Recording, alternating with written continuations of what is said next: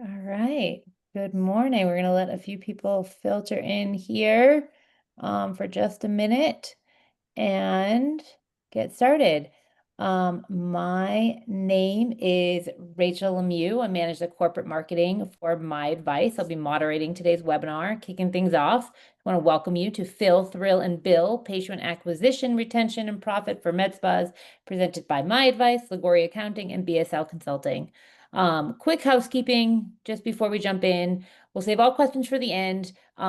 If you have them, you don't want to forget it, just submit it in the chat Q&A section. I'll be sure to monitor those and we'll do our best to get to all those at the end. But if we don't, promise we'll get back to you. I'll make sure personally that they get to the right person that was probably directed to, and get you the answers that you need. You'll see an email from myself with a copy of the recording tomorrow, just in case you want to share it with somebody else, you missed something. There's going to be a lot that we're going to talk about, but this should be just a great fireside chat and discussion. So I'm going to pass it over to our panel here to just each give a quick introduction of themselves, and then we'll dive in the discussion. So, Robbie, if you want to get started. Sure. Hey, everyone. I am Rob Antozzi. I am a senior practice growth consultant with MyAdvice. So I work on the new business development end of things. I'm one of the partners as well. I've been in this space for the past 13 years. And in large part, what I do is I work with many different types of private practices, and I help you to basically refine your internet strategy. So I'm excited to have a conversation with you guys today.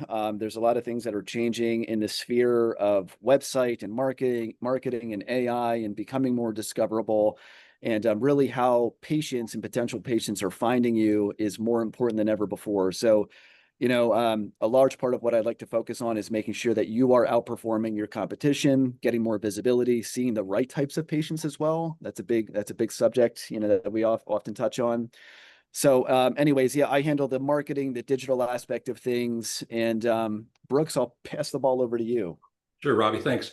Yeah, so my name is Brooks Lockery. I've been in the business for about 20 years. I used to consult for Allergan, which was quite an experience. I had an opportunity to see what the best of the best across the nation do. And now I've started my own consulting business, and I can bring the best practices from the top 10% of practices across the nation. So if you need help within the four walls of your practice, I'm the guy that can help you. I'm probably the oldest guy on this call, at least so far. So you can rely on my experience, the grays in my beard, to get you through some tight spots. What I really like to focus in on is the patient experience and taking them from from the time they call all the way through to the time that you book their appointment. Make sure that they have an excellent experience and that you can duplicate that across all of your locations. Nick, why don't you hop in there next? Awesome. All right, I am Nick Liguori, owner and founder of Liguori Accounting. We provide outsourced accounting and tax services to med spas and small businesses. And really, what we do is we help you understand your numbers and plan for the growth of your business. We handle everything from bookkeeping, tax planning, and fractional CFO advisory. To make sure you understand your numbers, you have a plan in place to execute your business goals, and then prepare for tax time. We hate to have surprises at the end of April when taxes come due. So it's really a proactive approach that we like to take with our clients to help them achieve their goals, have positive cash flow, and moving their business in the right direction from a financial standpoint. Awesome. All right. Thanks, guys. That's great. So you guys, everyone on, just kind of gets an idea of who does what. So, kind of who to direct questions to later. All right. I want to kick our discussion off in the order of the title of our webinar. So let's talk about Fill. Every med spa out there, every business out there wants to ensure their marketing spend is leading to profit. We call that ROI here. You'll hear those three letters, return on investment, thrown around a lot. Let's talk about marketing budgets, where we should be focusing, cutting, etc., and just how you each of your point of views on that. Sure. I can kind of lead off here. So any aesthetic practice is going to need, some level of a marketing budget. And I'm not blind to the fact that, aesthetic practices take on many different forms. We work with startups, we work with med spas who reached that 1 million mark, and it's like, oh my gosh, I made it. This is great. How do I really propel growth even further? And then we work with med spas who are more of the, empire type of med spa with 4 or 5 locations, and they're looking to scale even more. So, an easy way of really kind of understanding what you should be investing into your marketing is we usually use some round numbers here. If you're trying to actively grow your business, we recommend anywhere from 8 to 10% of whatever you're grossing being put back into your marketing efforts. And the area that we really help out a lot of our clients on is, again, becoming more discoverable. We talk about, becoming more discoverable within traditional Google search, but also AI now as well. There's a search bar practically anywhere. So whether you use, ChatGPT, whether you use Grok, Perplexity, or even, again, just still traditional Google search with Google's AI overviews, we want to be optimized for any particular search bar. And there's different ways of doing that. Individuals, when they begin their journey into like, hey, I want to find a medical spa near me, or I'm interested in Botox injections near me, they're typing in a variety of different keyword terms and phrases into these search bars. And one of the best things that you can really do, again, is to make your website presence more discoverable so that people can find you. So your question is, well, how do we really do that? How do we make your website presence more discoverable? It's a multifaceted approach. Number one, your website needs to be built on the right platform. Number two, and really most importantly, in my opinion, your website needs to have helpful content on it. And how I really define helpful content is content that answers people's questions. You think about it, when we are in need of something, we might go to Google, and we're using Google as our own little personal assistant. We're asking questions. What is the downtime of Botox? Will I bruise? Certain questions that individuals might have going into injections or going into a medical spa the first time. Your website needs to answer those questions. It needs to answer those questions because not only does that help potential patients understand and really learn more about what you do, but it's also really intended there for search engines so that if someone is going to Google and typing in those questions, you become more discoverable because you have the answer to that question literally on your website. So that's a big part of what we like to focus on with our clients. And, there's a system to that. There's a process to that. And again, we just have a lot of years of experience doing it. Any business owner also, you need to make sure that you have a process in place. And this goes for startups. This goes for any practice, no matter where you're at in the phase of maturity of your practice. You need to have a process relative to active Google review generation. When someone is going to ChatGPT, as an example, and typing in, who is the best medical spa near me? If you're using the words the best, what those search platforms are looking for are reviews, specifically Google reviews. So if your practice has a higher volume of Google reviews and positive Google reviews compared to your competitors, you're going to become more discoverable within not only, again, traditional search, but also, again, these AI platforms.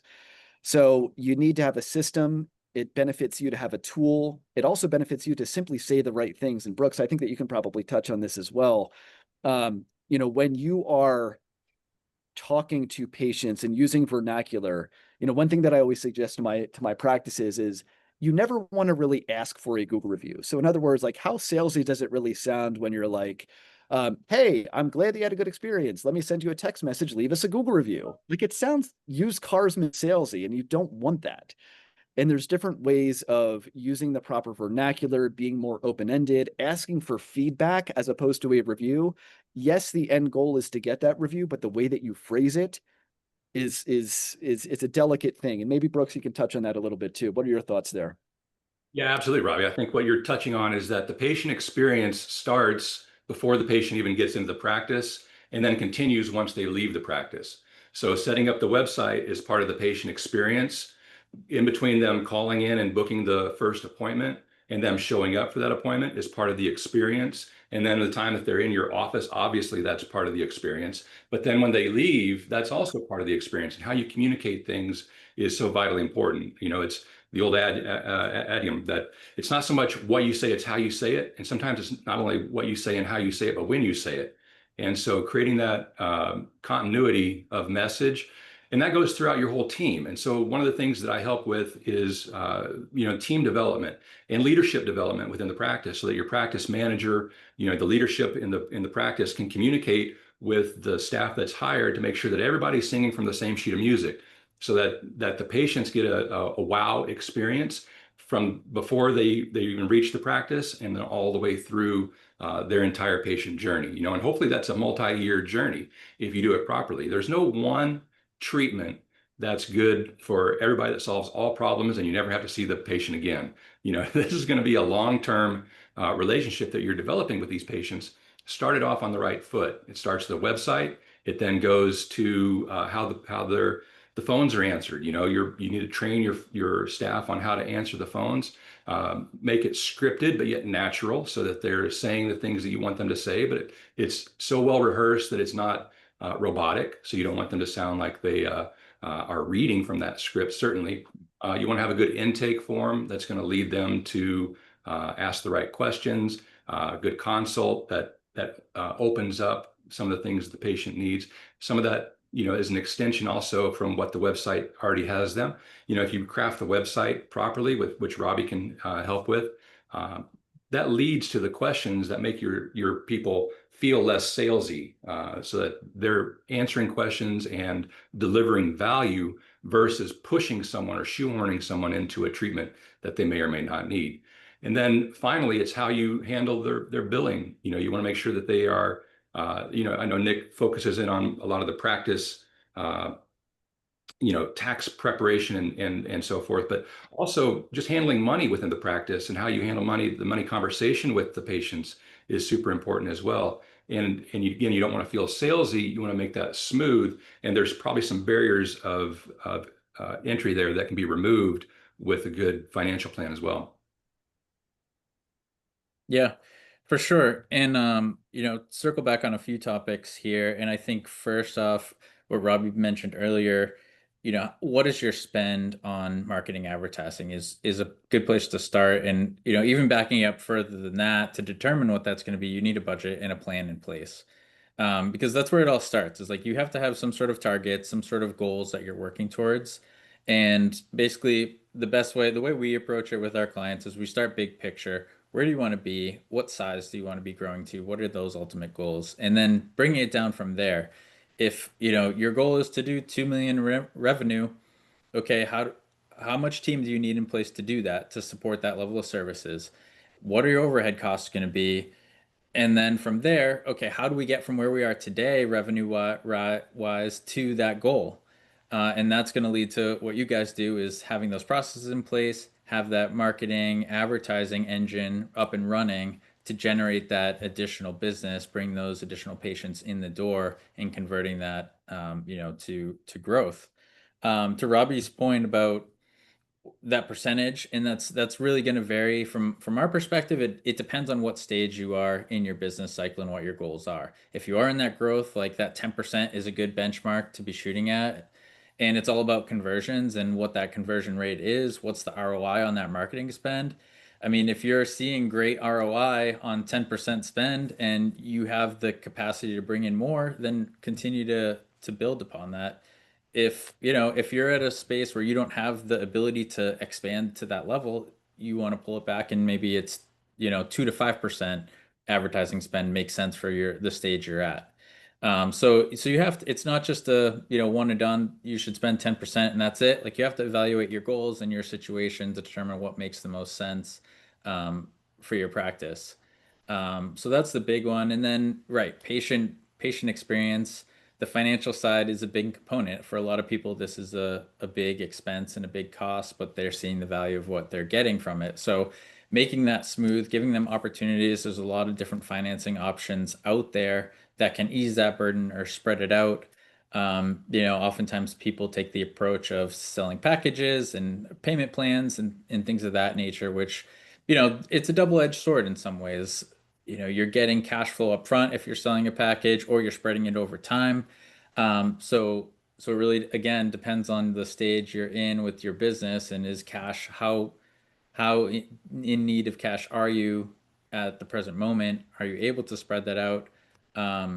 another thing we see is like a membership base being built up, and then you have that reoccurring revenue, which helps make cash flow smoother. So those are just a couple thoughts from what you guys have said of how we approach things. I had a question, Nick. Sure. So in terms of, a practice who might be, kind of in growth phase and they have proof of concept, maybe they've crossed over that 1 million mark and it's like, wow, this is really going well. What factors go into the decision making to either, purchase a new laser as an example, or do I need to hire a new extender in terms of like another provider? Hmm. How do you help them kind of, discern like where that next spend should actually be? Is that something that you help practices out with? Yeah, definitely. The provider one I'll start with because that one's the math is sort of a little easier. It's less complicated. But if I think it's really a capacity question. If your team their books are full, they're spending, 75 to 80% of their time seeing patients, it's time to start considering bringing in an additional provider, just to expand the capacity. Because, another person full time, part-time, whatever it may be, just opens up the book of business that you can bring on, allows you to build revenue and grow from there. And then really it's, okay, how many new patients do we need to bring in to cover that cost, right? So taking their salary, their employee cost, divide that by your average services, and that gives you a ballpark of what you're gonna need to bring in to cover that costs. But usually that 75 to 80% capacity level is where we advise, like now is a good time to start thinking about bringing in an additional provider in.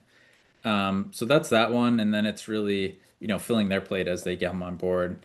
And then as far as a laser, another piece of equipment, it's really, are you expanding services or are you bringing in another laser to provide more of the same services? I think those are two different angles to think about. If it's expanding services, it's just the demand thing. Like if you have the demand for it, it's an ROI calculation of what's the cost per month to bring in this new piece of equipment and how much new business can we bring in to cover that cost. We always say like do what you can to fill your pipeline before you've made that purchase or get a gauge from your patient base if it's something they're interested in. Like the last thing you want to do is buy a new machine or bring in a new service line and people don't know about it yet, right? So that's where you guys come in is like, how do you get the word out before you make that big commitment to make sure there's demand for it and you'll see the ROI from it? Yeah, and quite honestly, that the lowest hanging fruit to really create that demand is your existing patient base. Yeah. Because they know you and they trust you. And as much as I am in, the phase of like marketing and new patient acquisition, it's not always about that. It's about understanding what your lowest hanging fruit is. You still want to make sure that you're optimizing so that people can find you, when they're in need of something. And that's really where, again, the website optimization, the content strategies have a very big influence on that. But yeah, I mean, if you're purchasing a device and you're looking to spread the word and really have individuals kind of buy into like, hey, this would actually add a lot of value into my life, my aesthetic treatment plan. Your lowest hanging fruit is to think about marketing strategies. Number one, social is a great, way of not you don't want to bombard people, every single day saying, hey, I got this new laser, check it out. I'm so proud of it.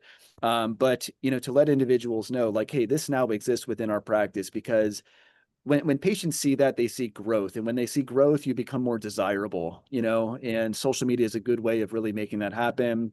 Another suggestion that I would have for practice owners is to set up a constant contact or a MailChimp account and send out your own email blast campaigns. These are low cost solutions to get, more traction into your website, to get more eyeballs on a new device or whatever you're really trying to market. With the holidays around the corner, there's, and Brooks, I know that you have your opinions on this as well. There's certainly going to be a lot of emails sent off like, hey, check out this special 25% off of Botox right here during the month of October, like cheesy stuff like that. And I think that this goes into a completely other conversation about, really building a brand that you don't really, feel the need to constantly be discounting. People don't want that. People want to feel like they are going to the best. I'm sure that every single one of us has that type of personal experience. But yeah, Brooks, what are your thoughts on that? Well, you've unpacked a lot there. I mean, there's a ton of different directions we can go with that. laser buying season is upon us. So there's going to be a lot of devices purchased in the fourth quarter. That's just the nature of the beast. Companies do somewhere between 40 and 60% of their business between October and December. And I'm talking about laser companies when I mention that. So coming out of the fourth quarter, coming into January, February, March, there's going to be a lot of practices that are trying to expose their patients to these new devices. So number one, I think your brand doesn't matter. And I don't mean your brand, your practice brand. I think your practice brand is paramount. But the brand of device that you purchase is less important than the brand you represent, meaning your business. And so focusing too much on, hey, we got a Morpheus 8, or hey, we got an M-Sculpt, or hey, we got, whatever the brand is at the time that's popular, is way less important than the outcome that you're trying to achieve for the patient. So communicating that is what's going to be the emphasis that's going to drive more business than, hey, we got this X brand of device now, and we spent all this money, and so now we want you to come in and see it. Focus in on the gaps that the patients will benefit from that they can't get yet from your practice. So in other words, if it is a radio frequency microneedling device, what is the reason that you're buying that? The reason you're buying that is to fill a gap that you can't get right now. So softer, smoother skin, maybe laxity in the skin. Maybe you've got things that you can always treat a wrinkle with Botox or Botox in October. But you're not doing anything for the quality of the skin. If you freeze poor quality skin, you still have poor quality skin. So if you're trying to get that outcome to be beneficial, you're going to want to sell the benefit, not the way that you get there. And so I think that's the number one thing I would recommend. Don't give your patients homework. Don't make them look up the device and figure out what it is that it does and what the benefits are. You should communicate the benefits and then back into that with, here's how we're going to get there. And so much of this, like you said, should be communicated to the patient in terms of, you can create things on social, you can create things through constant contact, you can create things that are in practice. All those things are communication mechanisms that drive questions, they drive behavior. You want to show things that are in combination. So often when a laser is purchased, practitioners, I find, or practices in general, tend to focus in on the before and after photos of just that procedure. Well, you're missing a whole other cohort of patients that have, Botox and filler and then a device, or they have sun damage and they're trying to get rid of that plus wrinkles. And so there's a whole combination of things that you can put together with that brand new shiny device that you've got, but communicate the outcome, not so much the how you get there. I think that's the main focus. And then obviously when you buy a device in Q4 or any time of the year, there's tax advantages. Section 179 will be communicated a lot from your reps, that are reaching out to you right now. They're going to tell you all the benefits of Section 179. But if you have someone like Nick and Nick's team, helping you walk through what that really means for your practice, you'll figure out that your budget may be a little bit different on how you market the new device and what you need to get a return on that investment that you've made. Nick, maybe you can talk on that because it's a timely topic with the end of the year. It is. And like you said, this is when a lot of folks are considering purchasing a device. And for one reason is definitely the tax side of things. There's potentially a huge benefit if you're going to spend the money on purchasing a device. Like you said, Section 179 or bonus depreciation allow you to write off the full cost of that device in the tax year you purchase it. So if that's bought and delivered before year end, you can deduct that potentially in 2025. So if you have some profit on the books, that's a great way to wipe it out. But I always caution people is once that depreciation is claimed, if you're taking 100% this year, that's it. You don't get any further depreciation or deductions on that device in the future, other than like the interest if you're financing it. So it's a double-edged sword. Yes, you get a big benefit up front in the current year, but over the next 5 years, there's really no benefit from that device as far as the purchase price goes. So it takes some planning. You want to make sure you're making that decision wisely and addressing the different scenarios there, because it may be more valuable to have that deduction spread out over 5 years rather than take it all at once. But that's not something you can just determine on the spot. Like the initial reaction is going to be, yeah, let's take it all now and make this year's tax burden better. So what I've often seen is folks can get into this perpetual cycle of needing to buy a new device every year to get their taxes to where they want it to be. So that, I mean, that can be costly, and it's not a dollar for dollar savings. You're saving, 20 to 30 cents on the dollar for what you're spending, versus the tax deduction you're getting for it. So that's another I, thing to consider there. I think practice owners, that's how they get themselves, quite honestly, in some trouble. Yeah. The conversations that I have with practice owners sometimes is, oh my gosh, I have this back room and I have 3 devices back there that are just collecting dust. And Hmm. they could have purchased those devices in the way that you just kind of described. It's like, hey, I'm going to purchase these, get the tax deductions, but ultimately I don't have the patience to really keep them busy enough.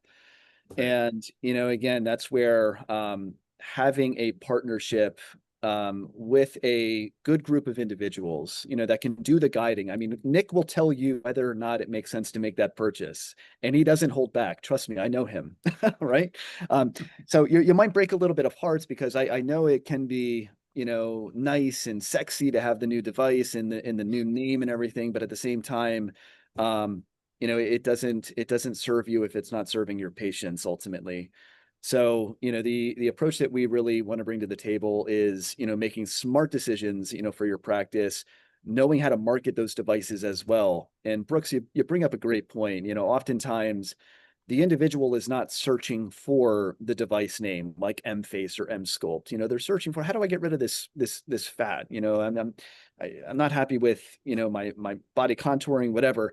So there's a variety of different search terms that individuals are typing in to really find the help that they need. And again, we have to keep in mind that as consumers, as individuals, when we are in need of something and we have intent to buy, we are conditioned to go to Google for the most part. Give you an example. A couple of months ago, my dry cleaners closed.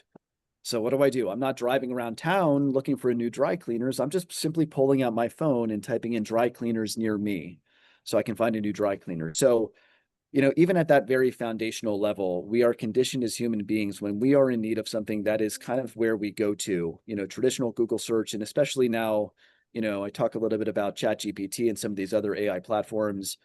It's very critical to make sure that you're making smart business decisions within your practice, number one, but number two, really optimizing for those decisions as well, and making sure that, if I'm making this investment, I better make sure it has some good marketing behind it, and better make sure that I know how to communicate the value internally to my patients, right, Brooks? 100%. Yeah. I mean, again, it has to fit that gap. There has to be a gap that's being filled by that device. You don't want to buy a device that you already have, unless, as Nick pointed to earlier, you have so much demand that you need to have another overflow for that device that can also support itself, not just that you're putting patients out, but that it can actually run independently. But if Nick doesn't break your heart on not buying a new device, I'll break the hearts of the people that are selling devices, because I sold lasers for quite a few years. I know all the tricks and the sales tools that they have, and I can help you negotiate a very, very good deal. If that's still once Nick gives you the thumbs up that it's time to go, you might as well get the good price and the good terms, and I can help you with that part too. But Robbie, to your point, you have to be able to communicate the value of that purchase in order, not to the value to the practice. You have to communicate the value to the patient and what the patient is ultimately going to get out of that device. And again, think in terms of combinations. So few people that I see on Instagram, on the Facebook marketing groups, on just online in general, on their websites, speak to patients in terms of combination therapies and outcomes. And that's a very, very low hanging opportunity for any practice to jump on, is to talk about the outcomes. And if we put this together with this, the ladder of outcomes, you reach the second floor and higher much, much quicker. You have happier patients. And by the way, it costs a little bit more. So the practice benefits financially as well. So I wouldn't put some people don't want to be salespeople when they're talking about clinical advantages, but sometimes that how well you're doing financially is a reflection on how well you're doing by your patients. You know, if you do it properly, if you don't force people into treatments that they don't need, if you are doing your job right, and if you are increasing the value to them, and if you're really truly listening to them and finding out what's bothering them and you're fixing that, then your financial gain is their gain and then some, because they're getting more value out of that than they're paying into it. I think that's a good move into our thrill section of our conversation, right? Where we are showing our value, we're building the relationship with our clients at a med spa. What is that? It's based on results, and reminding your clients about the results that they're getting via consistent touch points. So let's talk about like touch points that most increase the chances of second bookings within 90 days, 3 months, whatever that is, and what you've seen work and doesn't work. Well, yeah, thanks, Rachel. So touch points, I think, again, the patient experience begins before they get to the practice. So what I coach people on is taking it from the intake form to the consult, then to the treatment plan, and then all the way through to the execution of that. But in between them calling and booking, or, you know, seeing an ad and then calling and booking for that ad, and then booking that appointment, which may be a week or two down the road, there's a lot of things that you can do in between to make a good impression on the patient, number one, to increase their show rate, number two, and to increase their likelihood that they'll leave you a 5-star review, number three. So the first thing is, when a patient starts the communication with the practice, follow-up is essential. You have to follow up in a timely manner. You have to follow up in a professional manner. One of the things that I encourage all practices to incorporate is video. You know, you can pre-record a lot of these videos too, but give a video back to the patient on, hey, we're happy to have you in the practice. Here's some things you should expect before your next appointment with us. Once they go through a treatment plan and build out that plan, it's really easy to take your phone, record a video. Hey, nice to meet you today. This is what we talked about. Looking forward to seeing you when we start your journey on the outcomes that we talked about, and you kind of go through that. You know, a 1 to 2 minute video can lead to a much more elevated patient experience. They don't get that from a lot of practices, and they certainly don't get that from a lot of other service businesses. So if you can really give them that luxury feel and make it very attentive to them, you can increase show rates, you can increase spend, because they feel more comfortable with you right away. Your authority comes through in video a lot better than in written word as well. And you can incorporate this with what Robbie said before. You can incorporate it on your website. You can incorporate this through your constant contact. But the more personalization that you can give along that journey, the more the patient will feel attached to you as a practitioner. And that's where you're going to retain the patients a lot better. Yeah. Just a quick point on, something that you noted as well, Brooks, is, that journey again kind of begins even before they step foot within your practice. And, one thing that we've seen on our end, and this is really where our system is very helpful to let individuals know, like when a patient is inquiring, you're going to receive an email from us immediately saying like, hey, this person inquired, through the website. Here's what they said. Here's what they're kind of interested in. And obviously it's your job as the provider to help them, along that journey. Maybe they're reaching out for something, but they don't really know what they need. But what we found is that, conversion rates of those patients reaching out specifically through your website, they need to be reached out within the hour of them inquiring, because after that point, they could be searching around, they could lose a little bit of interest. When you are showing intent that you care, and you're sending that person a text message or giving that person a call within the first hour, you're going to be more successful in terms of converting that lead into a patient. We live in such a digital infrastructure, a digital world where there's a lot of tech touch on everything. But my personal opinion on a lot of this is that nothing is going to ever replace the human touch aspect of things. And people feel that. They feel that over the phone. They feel that within a text message. So within the first hour of someone inquiring with you, again, whether that's through an email, whether it's through the website, whether it's through live chat, reach out to them, because otherwise your conversion rates might drop more than 50% if you're reaching out to that person a couple hours later, let alone the next day. It's something that really needs to be handled very adequately. And again, you have to make sure that you have the right systems in place for this. And then again, if you're not converting those patients, you're losing out on revenue. And without that revenue, then you're not growing your business. So, we understand the medical spa space, the aesthetic space is extremely, extremely competitive. You need to think about being a differentiator. And by simply being a good human being who reaches out to people relatively quickly is a differentiator in today's environment. It really is. Robbie, I think the bar has never been lower, which is good for those practices that really want to stay elevated. And just being attentive and delivering a high value of a high level of service increases your value exponentially.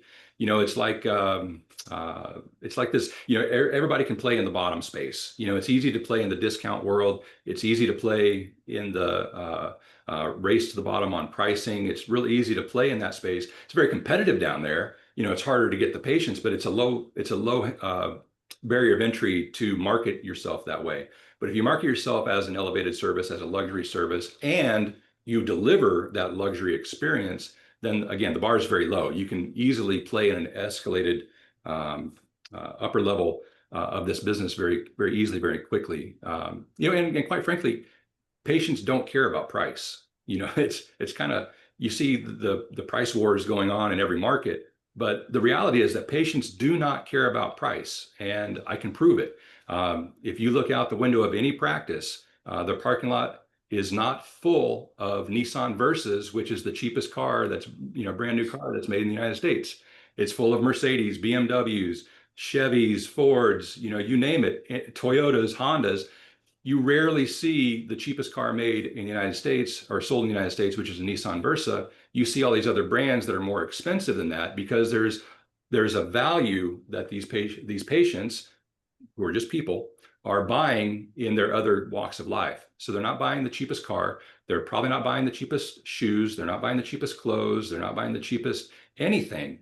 Typically, I mean, there are people that do it, of course, but in a luxury market, sell yourself as a luxury provider, and then make sure that you're delivering on that by doing what Robbie said, get back to them very quickly, give them an elevated level of service, and make sure that your team is trained to deliver when you're not there, or in your, when you hand them off, that every member of your team is cross-trained and able to communicate very strongly and very passionately and very solidly about your offer.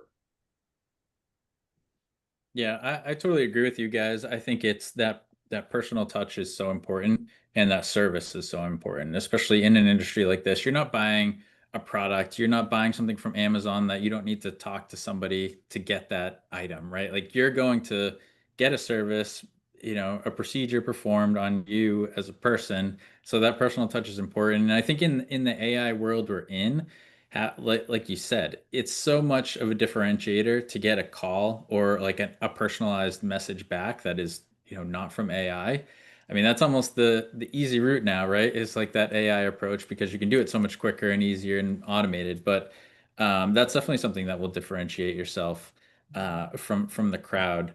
Another thing, like from this patient experience side, or that reoccurring component, is rebookings that we pay attention to.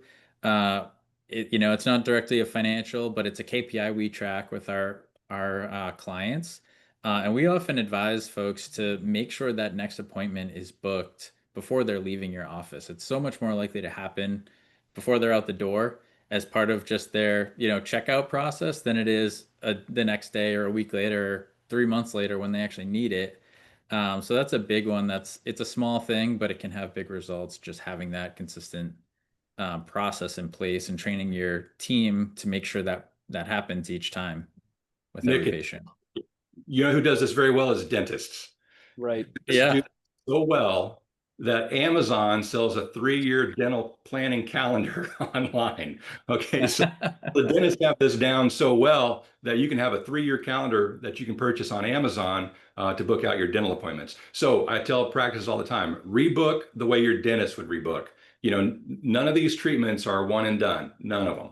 Everything is going to be a ladder to the next visit. So make sure that you are, like you said, book it now, book like your dentist, train your team so that it doesn't feel like they're pushy. This is actually, it should be a natural progression of the treatment plan, and their consultative selling skills need to come in play so that when a patient does throw up an objection, they know how to handle it and they know how to get that patient rebooked before they leave. I think that's an excellent point. It's interesting how, yeah, the dental world has really honed in on that and perfected it, right? Because, aesthetic medicine is still medicine Yes. in many different ways, right? So, yeah, I mean, I think it's more common, to see a practice not adopt that versus the ones who actually do. And I think that if you can adopt that mindset, because I think it is a mindset, and make sure that you have processes in place that, hey, let's make sure that every single patient is rebooking before they leave, you're going to be more successful. And then to Nick's point, continue to grow your revenue streams. Well, and it's so much, again, back to not so much what you say, but how you say it, and training your team on how to say things. It's the difference between would you like to book your next appointment to, hey, today's a Tuesday, right? So Tuesdays around noon Eastern time seem to work for you. Are you ready for your next appointment? In 4 weeks, does Tuesday at noon work that time too? That's a much different and easier way to rebook the patient than to say, hey, should we just call you when we're getting close to your next appointment, or would you like to rebook now? I mean, those are weaker questions, but by developing good questions and having some of that consultative selling ability, you can really increase your booking rates tremendously. I think the average for dentists is somewhere over it's approaching 90%. It's between 85 and 90%, depending upon which study that you look at. And for medical aesthetics, it's somewhere in the 40 to 50 range. So there's a huge gap that can be bridged with just getting good at doing that one thing. And then that's going to have some economic ramifications as well. Yeah, we see if our clients are hitting 50% rebooking rate, that's on the high end of our client base as far as rebooking rates go. So that's sort of our minimum benchmark we want people shooting for, but most of them are working towards that. But like you said, there's no reason it can't be significantly higher than that. The bar is very low. I keep saying that. The bar is very low. Just right. Train your teams. That's the thing, though. This is not intuitive for everybody that gets hired. Right. Especially for front desk folks that this may be an entry level part of their career, or even if they've been around for a long time, maybe they have bad habits. But if these things are trained and ingrained, then it becomes a lot easier to have these conversations, and it becomes much more natural and conversational and less salesy when they do it. Brooks, just a point on that as well. One thing that I hear on my end a lot is, establishing that type of culture internally, so that like when employees, are there, they're trained the right way. But one thing that I do hear a lot from business owners is that it's a very transient type of thing right now with their inability to keep employees, right? There's been movement, maybe they move on to something else. Do you have any thoughts on that particular subject matter when it comes down to just keeping your employees happy so that they do stay and can continue to represent your brand very well? Well, what do they want? They want money. They want to be valued, and they want to see a longer term path. Those are the three things typically that people want. And so making them feel valued, is investing in their training, investing in their skill set. That also leads to a growth path. When the practice expands, there's opportunities to move upward as the practice grows. And then, also when they're trained and when they're feeling valued, their days tend to go by faster. They tend to get more things done. They feel like they've accomplished more because they're trained well. But training is like showering, it's like it wears off very, very quickly. So you have to keep up on it. I encourage practices to do daily huddles where they have just a quick 2 to 3 minute stand-up meeting where they say, hey, here's our goals for the day. Just kind of brush the cobwebs off before you get going. Have a weekly meeting at least so that you can talk through the issues of the week. Open communication, make the employees feel like they're actually contributing to something. I'm also very big on making sure that the financial goals of the practice are set up somewhere that's visible to all employees. All employees have a stake in where the practice is going, so they should all see the financial success of the practice. Top line revenue, they don't need to know all the details, but top line revenue, share with your employees. Don't be scared of sharing with your employees where the practice is at and where your goals are for the month. Set those goals. Now, achieving those goals, to keep patients engaged, to your point, Robbie, is that, hey, let's say you hit maybe your minimum goal um, that's where you should be. That's kind of the benchmark. But what if you hit a stretch goal? Now let's get a reward in place, something that they can shoot for, and it doesn't have to be a huge expense. I had one Not practice. pizza on a Friday afternoon, though, right? No pizza on a Friday afternoon, something more than that. No pizza. No, you don't have to do pizza on a Friday afternoon. Although with all the GLP-1s out that are being sold now, maybe Friday pizza is fine these days. But no, do something that's a team building effort, or maybe people have different things that motivate them. Some people want to be involved with their teammates out of after hours. Some don't. Maybe it's an MX gift card. Maybe it's there's a whole host of different things that you can reward patients with that don't, or I'm sorry, employees with, that doesn't have to be a huge cost to the practice, but especially if they're overachieving by 10 or 20% the goal for the month, that deserves a reward and definitely deserves some recognition. And you can take out of that chunk of overachievement, allocate a certain budget to rewarding the employees for hitting that. That's going to allow them to feel like they're a part of the practice, a part of the process. It's going to show them that they're part of the gain, and it's going to show that they're appreciated. And all those things will lead to lower turnover that you mentioned in the lead up to this question to begin with. Yeah, and I agree totally with you there, Brooks. I think having an incentive is really important, and even more important than that, maybe, is making sure those incentives are aligned with the business's overall goals. Like you don't want there to be misalignment there. If your goal is to grow revenue by X, but you're giving them a different target to be shooting for, or vice versa, you're trying to hit a profitability goal, but your employees are just trying to hit revenue numbers, like those may not be in alignment. So making sure performance is rewarded in alignment with the business overall goals as well as their individual goals, having those things interconnected and lined up is really the key there, from my perspective.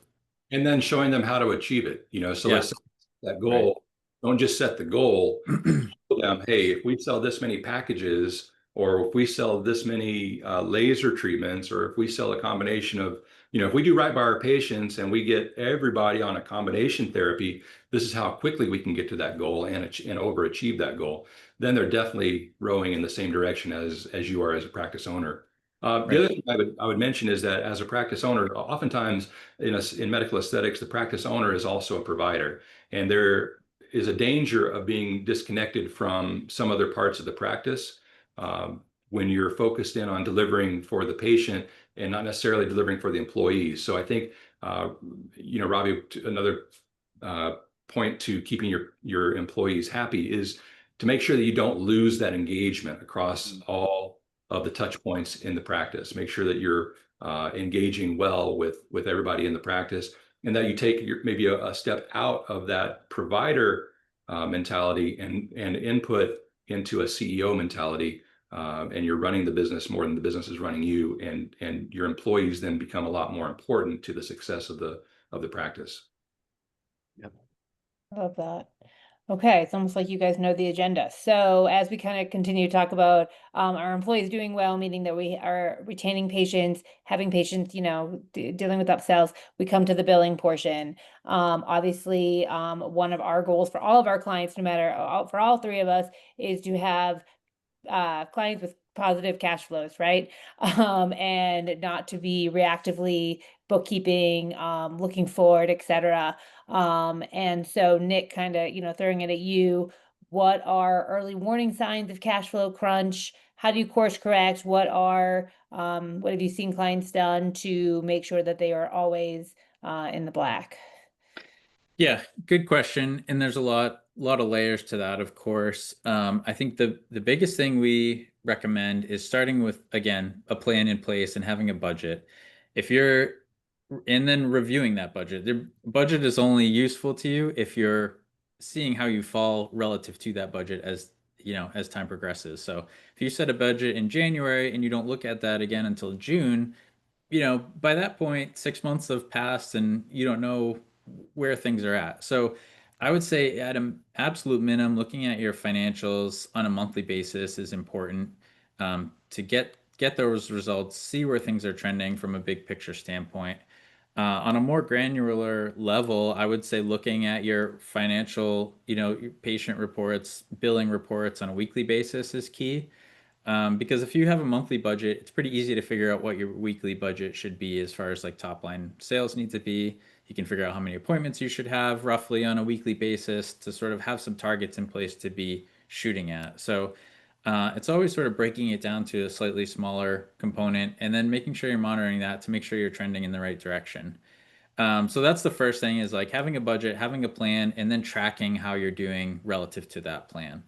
So that's the biggest key to avoid any surprises. The last thing you want to do is be a few months into a slower period and not have cash on hand to make payroll or pay rent that month. So proper planning is key. And I think it's really, some of the other things we've talked about throughout this webinar are really important factors that are going to prevent you from getting into a situation where your cash is tight. Rebookings, putting procedure plans in place with patients. Memberships are a great way to have that consistent revenue stream coming in if they're structured properly.